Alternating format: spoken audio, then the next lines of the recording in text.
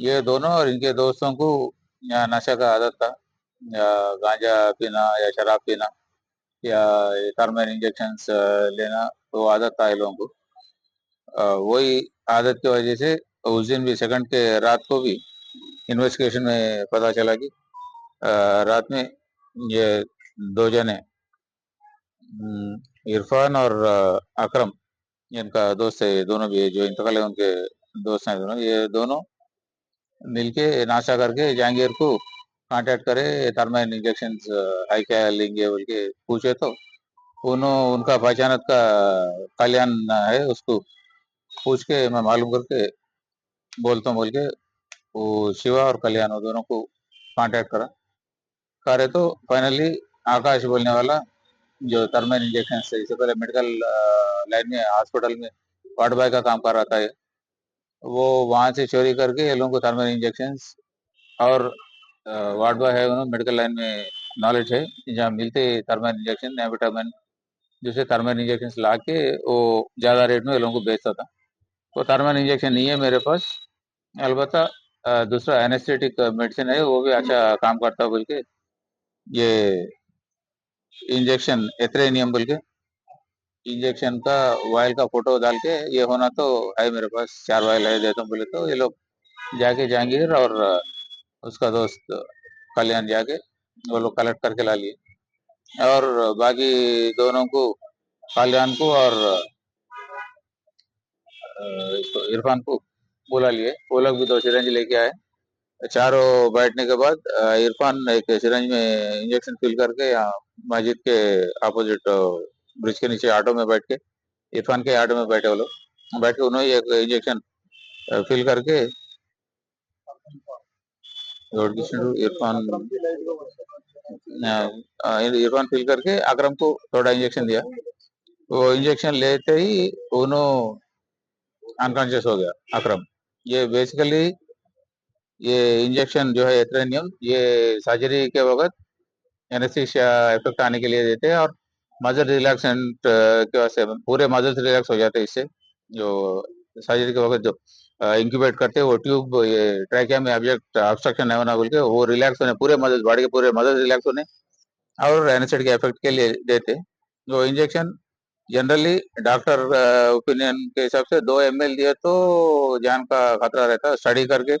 Body weight और उनका capacity देख के देना रहता। इसको 2 ml का फिल करके इंजेक्शन देते ही अकरम इमीडिएटली बेहोश हो गया, वो डर के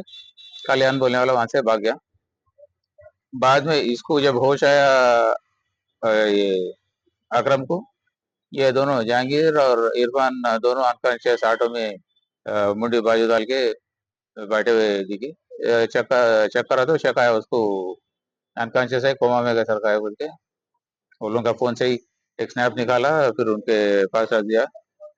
रख के उन्हें भी वहां से निकल गया वो डाउट से। अब ये बाद में आइडेंटिफाई करके वेरीफाई करके, अब ये लोगों को पकड़ के, कल्याण को और अकरम को पकड़ के इंटरगेट करके फर्दर इन्वेस्टिगेट करे, तो ये चेन जहाँ से आया वो एस्टेब्लिश हुआ फाइनली, जो सप्लाई कर आकाश बोलने वाला उसका आइडेंटिफिकेशन हुआ। अब इसको कहाँ से आया मेडिसिन बोल के फर्दर इन्वेस्टिगेट करने पे चिकटपल्ली पे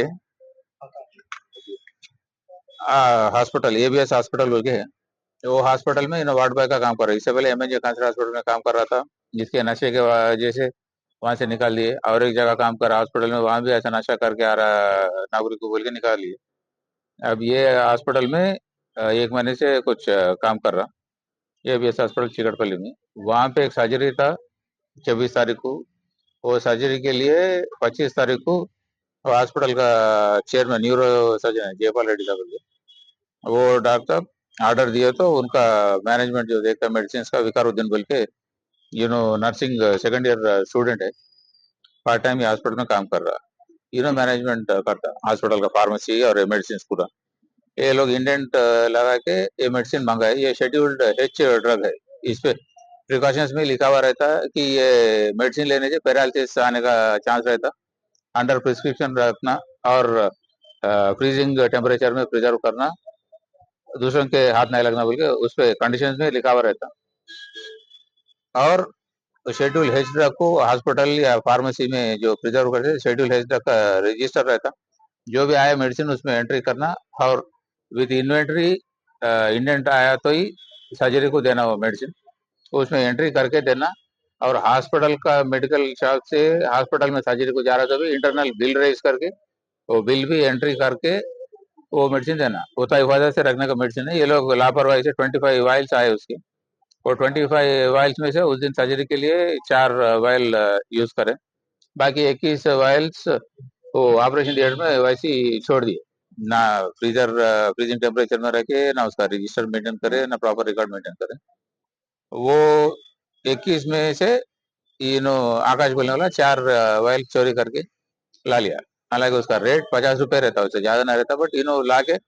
1000 रुपए के करीब ये लोगों को 4 वाइल के लिए बेचा। ये नेग्लिजेंस और ड्रग एंड कॉस्मेटिक एक्ट्स का वायलेशन है। ड्रग एंड कॉस्मेटिक एक्ट्स का वायलेशन के लिए ड्रग इंस्पेक्टर को और कंसर्न असिस्टेंट डायरेक्टर को हम लोग रिपोर्ट लिख रहे हैं। जो हॉस्पिटल का एमडी ओनर जयपाल रेड्डी और विकार जो कस्टोडियन है, दोनों के ऊपर, पर उनका नेग्लिजेंट एक्ट की वजह से, उनका लापरवाही की वजह से इंजेक्शन लेके ये लोगों को दिया, जिसकी वजह से ये लोग मर गए। इसलिए causing death due to rash and negligent act बोल के वो लोगों पे 304 नेग्लिजेंट एक्ट बोल के पहले जो 304 लगा देते हैं, अब बीएनएस सेक्शन 106 बीएनएस लगा के उसमें ये दोनों को भी अरेस्ट करे। और जो इंजेक्शन लाए और इस्तेमाल करे और जो रेगुलर हैबिचुअल है या वो बाकी दोनों को और इन्हें शिवशंकर और कल्याण दोनों को उसके लिए अरेस्ट कर रहे हैं। और आकाश जो एक्चुअल ला के बेचा, इसको भी, ये तीनों को अरेस्ट कर रहे हैं। ये लोगों को विदाउट इंटेंशन मारने का इंटेंशन रखे नहीं करे, मगर मौत का वजह ये लोग बने, ये इंजेक्शन ला के सप्लाई करके या एडमिनिस्टर करके बोल के वो लोग ऊपर भी culpable homicide not amounting to murder, कत्ल नहीं होता, बट इंटेंशन भी कत्ल का नहीं है, बट मौत के वजह ये लोग बने बोल के culpable homicide not amounting to murder. ये तीनों पे आकाश, शिवशंकर और कल्याण, ये तीनों पे वो केस लगाए। और हॉस्पिटल का ओनर और विकारुद्दीन पे नेग्लिजेंस काजिंग डेथ बोल के केस लगाए और पूरों को मैजिस्ट्रेट के सामने अब प्रोड्यूस कर रहे, अरेस्ट करके आगे हॉस्पिटल पे ड्रग एंड कॉस्मेटिक एक्ट के तहत और ड्रग इंस्पेक्टर को भी रिपोर्ट लिख के उनका असिस्टेंट डायरेक्टर और ड्रग इंस्पेक्टर उनका डिपार्टमेंटल एक्शन भी वो लोग ले।